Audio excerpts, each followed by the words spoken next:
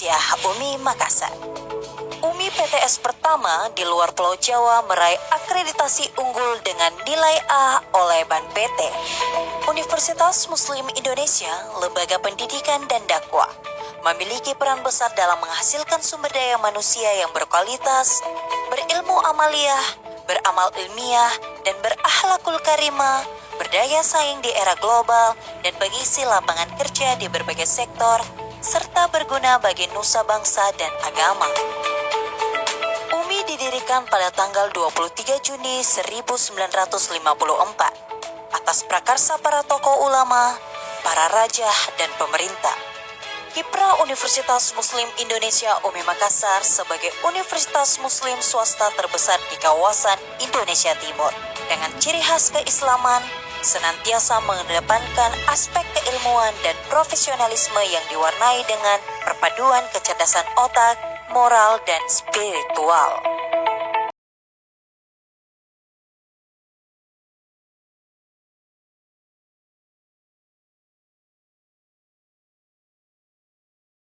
Bismillahirrahmanirrahim. Assalamualaikum warahmatullahi wabarakatuh. Perkenalkan, nama saya Nur Fadila Baharudin, stambu 083 2019 0161 dari kelompok 1.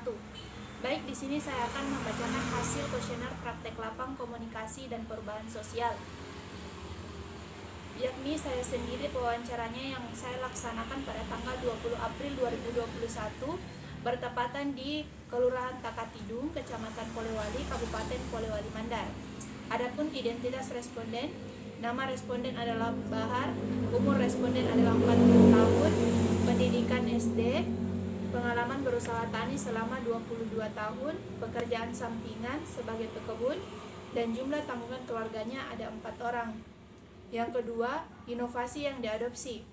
Adapun inovasi yang diadopsi ada 4, yakni sistem tanam jajar legowo, sistem tanam jajar pemupukan berimbang, pemanfaatan jerami, dan budidaya tanam palawija pasca panen.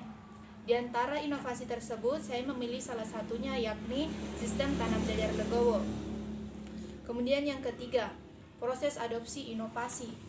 Sejak pertama kali petani ini mendengarkan sistem tanam jajar legowo ini sejak tahun 1995. Ia mendengar pertama kali dari petugas atau penyuluh pertanian lapangan. Kemudian ia mencari informasi lebih lanjut tentang inovasi sistem tanam jajar legowo ini kepada penyuluh pertanian atau PPL dan pengalaman dari teman-teman petani. Kemudian ia mencoba menerapkan atau mengadopsi inovasi tersebut sejak tahun 1995, dan ia memberi penilaian tentang sistem tanam jajar legowo ini bahwasanya sistem ini lebih menghemat waktu dan sedikit biaya tanam. Kemudian yang keempat, jaringan komunikasi. Yang pertama, keinforman. Ia pertama kali mendapatkan informasi ini dari Ibu Murni Abbas SP yang berusia 53 tahun, yang berstatus pendidikan S1 dan mempunyai status sosial sebagai penyuluh pertanian. Kemudian inovasi yang sering Bapak petani ini diskusikan kepada keinforman adalah bagaimana agar setiap tahun atau panen hasil produktivitas yang kami dapatkan, yang ia dapatkan itu bisa bertambah setiap panennya. Dan kemudian bagaimana respon keinforman dalam mempercepat inovasi tersebut adalah tentu saja sangat baik dan cepat memberikan solusi dari permasalahan yang sering kami dapatkan di lahan. Kemudian alasan jika keinforman tidak merespon suatu inovasi. Sesuai dengan data yang saya dapatkan, bahwasanya petani ini mengatakan bahwa ia tidak pernah mendapatkan hal seperti itu dari penyuluh pertanian atau setiap ia mengonsultasikan suatu masalah di lahan, pasti penyuluh akan dengan cepat menanggapi permasalahan tersebut. Kemudian hubungan antara inovasi petani dan keinforman. Hubungan antara inovasi, petani, dan keinforman. Inovasi merupakan sebuah proses atau pengembangan pemanfaatan keterampilan dan pengalaman yang bertujuan untuk menciptakan dan melakukan pengalaman baru. Sedangkan petani merupakan seorang yang bergerak di bidang pertanian dengan cara mengolah tanah. Kemudian key informan merupakan salah seorang yang akan menyampaikan sebuah pesan atau suatu hal yang lainnya kepada seseorang yang dituju. Sekian dari saya. Wassalamualaikum warahmatullahi wabarakatuh.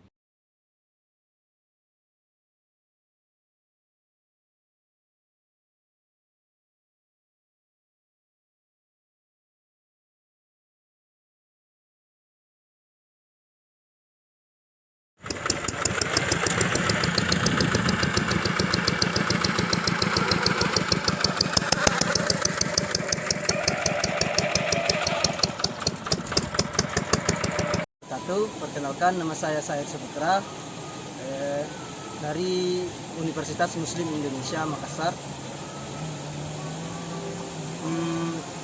Fakultas Pertanian, jurusan Agribisnis. Jadi saya di sini akan mewawancarai saudara Fadil. Oke, langsung saja saya akan bertanya kepada saudara, inovasi-inovasi apa saja yang sudah saudara terapkan dalam kegiatan usaha tani? Jadi yang saya terapkan cuma pemupukan berimbang. Jadi cuma pemupukan berimbang. Sejak kapan saudara mendengar inovasi tersebut? Sejak tahun 2017. Dari mana pertama kali saudara mendengar inovasi tersebut? Dari teman petani. Dari teman petani. Setelah mengetahui inovasi tersebut, kepada siapa saudara mencari informasi lebih lanjut tentang inovasi tersebut? Setelah saya mendengar pemupukan berimbang dari teman petani saya langsung lakukan yang disarankan oleh teman saya. Saya tidak mencari informasi lebih lanjut. Oh, jadi tidak mencari lebih lanjut. Sejak tahun berapa saudara mencoba inovasi tersebut? Sejak tahun 2017. Oke, lanjut lagi. Oke, pertanyaan selanjutnya, apa manfaat inovasi tersebut? Sebenarnya kalau berbicara manfaat kan banyak, tapi yang saya ketahui adalah meningkatkan kesuburan dan kelestarian tanah. Inovasi apa saja yang saudara diskusikan dengan teman petani saudara? Jadi saya cuma pemupukan berimbang supaya tanaman kami itu tumbuh subur dengan baik. Bagaimana respon teman petani saudara dalam mempercepat proses inovasi? Jadi responnya itu baik. Kalau ada yang salah kurang cepat, maka dia langsung memberikan solusi. Coba kemukakan alasan saudara jika teman petani saudara tidak merespon suatu inovasi. Jadi orangnya baik. Kalau ada yang bertanya, pasti ia selalu merespon dengan baik. Oke, mungkin cukup sampai di sini Pak. Terima kasih atas kerjasamanya. Selamat beraktivitas kembali.